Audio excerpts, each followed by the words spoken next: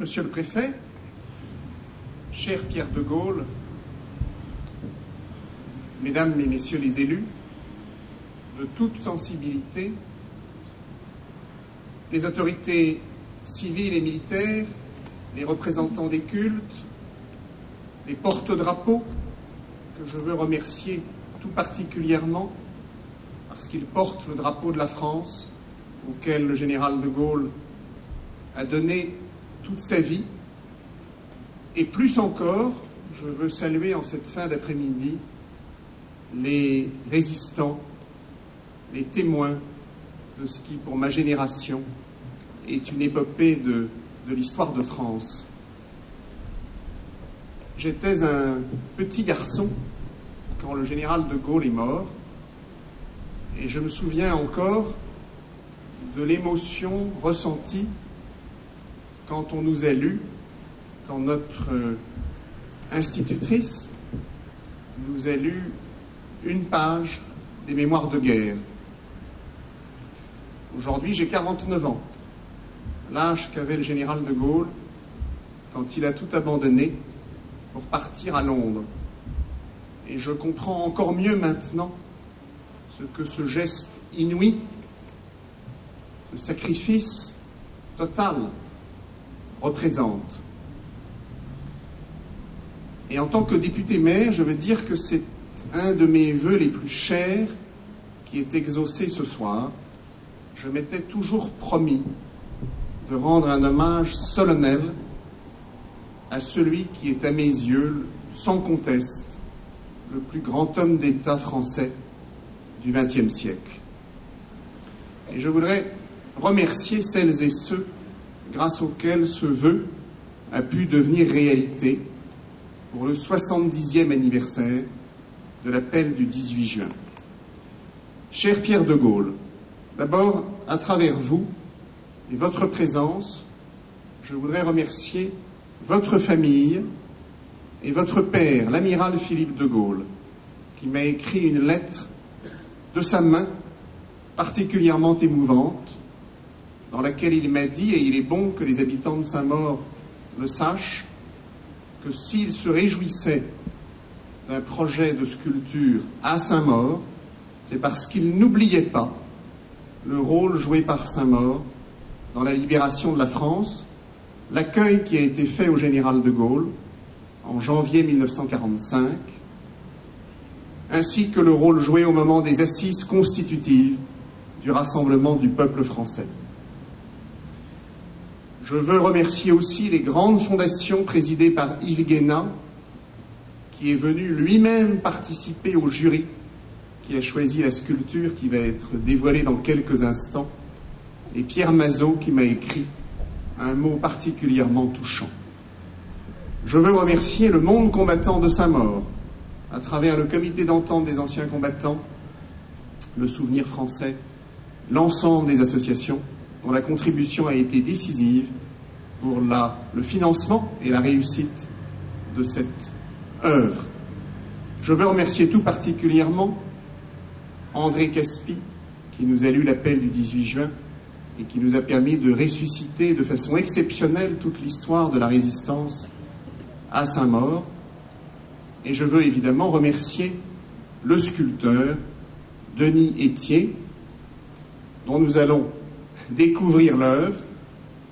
Je le remercie parce que je crois, et vous en jugerez, qu'il a ressenti la mystique, le souffle qui traverse l'appel du 18 juin. Et c'est avec cela que je veux, en quelques mots, parce que la cérémonie est longue, dire ce que représente pour moi l'appel du 18 juin. C'est d'abord une voix seule qui, contre tous les obstacles, appelle au sursaut. La flamme de la résistance ne doit pas s'éteindre et ne s'éteindra pas. C'est d'abord cela, l'appel du 18 juin. C'est pour ça qu'il résonne dans toutes les consciences, françaises bien sûr, mais universelles. Demain, le président de la République, et je crois que vous l'accompagnez, Pierre, sera à Londres, sur les lieux mêmes, où sera rendu hommage au général de Gaulle, mais aussi à Winston Churchill, en présence de nos alliés.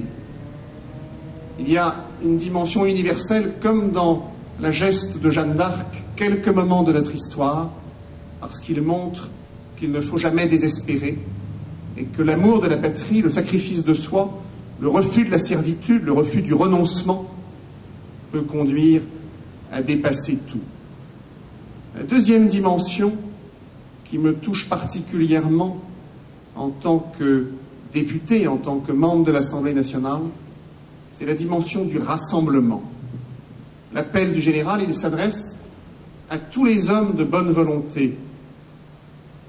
Un seul officier général, d'ailleurs, l'amiral Muselier, l'entendra dans les jours qui suivent.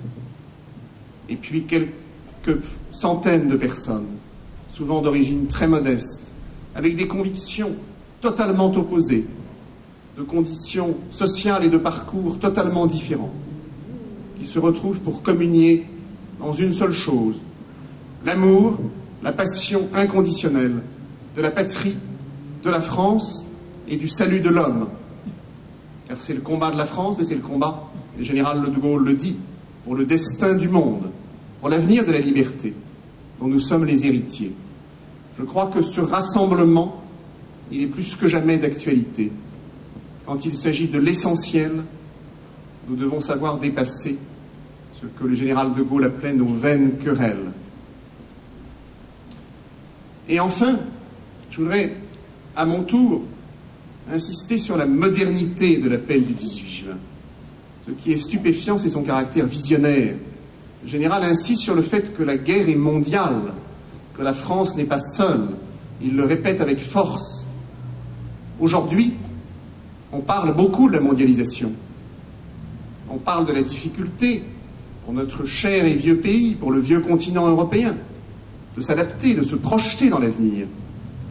Au cœur d'une bataille décisive, aux heures les plus noires, le général de Gaulle se projette avec force sur la scène mondiale, croit en la France. Eh bien, je voudrais que les enfants qui découvriront cette sculpture, et j'en profite d'ailleurs pour remercier la chorale que vous allez entendre, pour remercier la musique, la gendarmerie mobile, la Légion, et tous ceux qui ont permis à cette belle cérémonie de se dérouler, je voudrais que les enfants retiennent juste cela. Si nous croyons en nous-mêmes, si nous avons confiance dans notre génie, dans notre destin, dans la singularité de la France, eh bien, la France sera toujours la France, et dans le monde d'aujourd'hui, comme celui de demain, il y aura un bel avenir, un avenir passionnant pour nos enfants. Vive le général de Gaulle, vive sa mort, vive la France.